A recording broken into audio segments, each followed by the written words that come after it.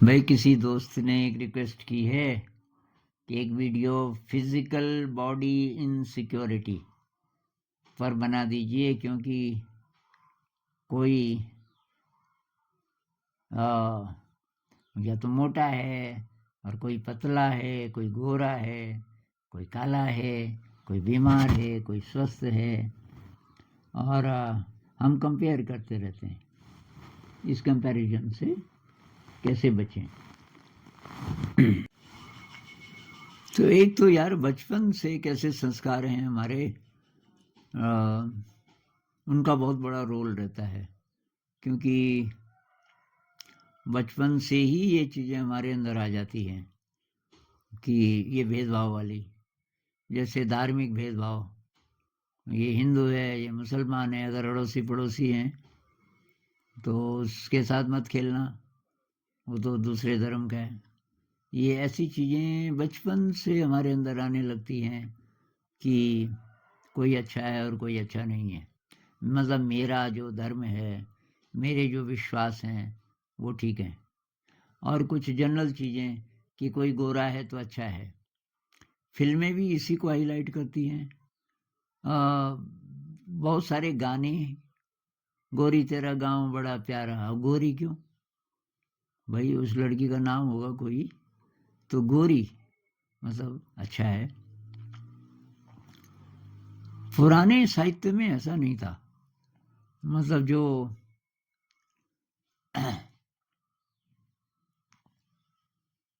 ये कालिदास जी ने जो नाटक लिखे ना, तो उसमें ये जो मेघदूत है, उसमें कहानी ये है कि वो बादल को, उसको सजा मिली है कि तू 1 साल के लिए अकेला रहेगा कहीं, क्योंकि पत्नी से बहुत प्यार करता था और माली था राजा का, और कुछ काम नहीं कर रहा था। तो राजा ने बोला इसको 1 साल के लिए अलग करो अपनी इसकी पत्नी से।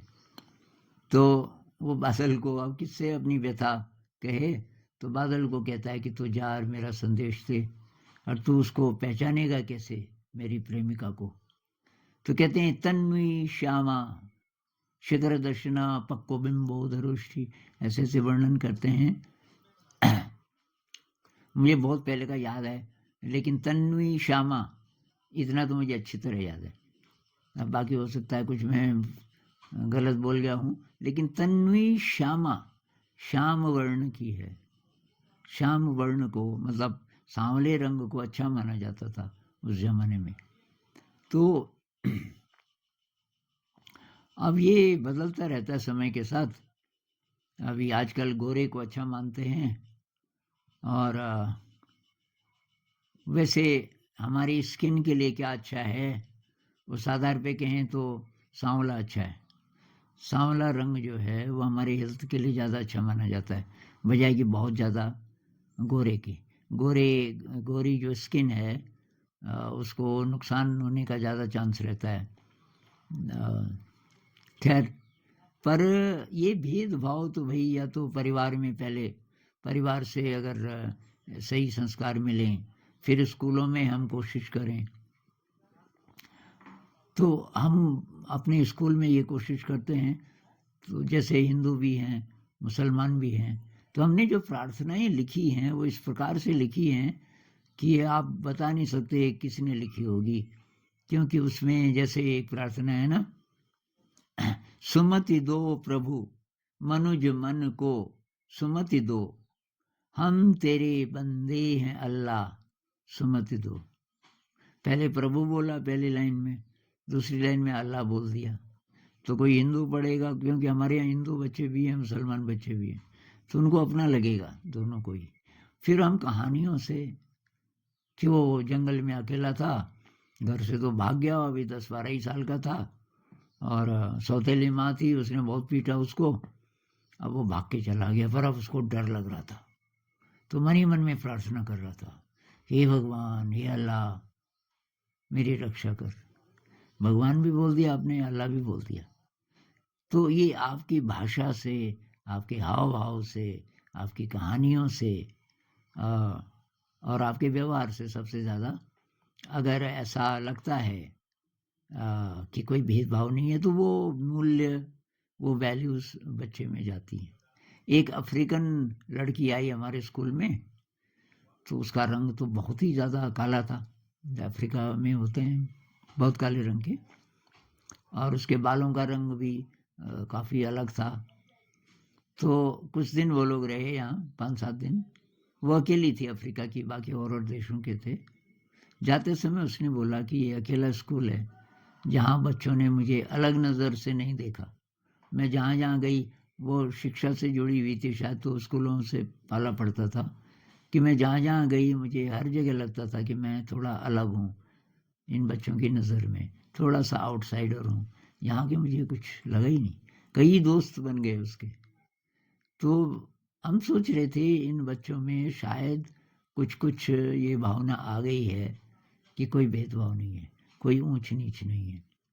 और इसको ख़त्म करने के लिए हमने पूरी कोशिश की। जैसे हम नंबर नहीं देते, वो भी एक तरीका है ना कहने का कि तू ज़्यादा अच्छा है, ज़्यादा इंटेलिजेंट है। कोई नंबर नहीं, कोई ग्रेड नहीं।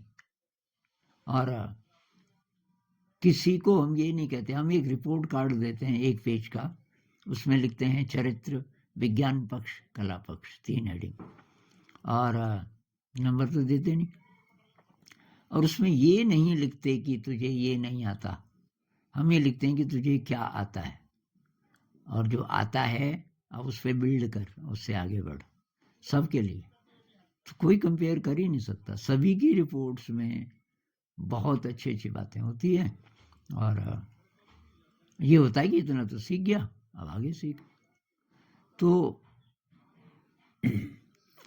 ये no reward, no punishment, no competition, Krishnamurti ji भी बोलते थे।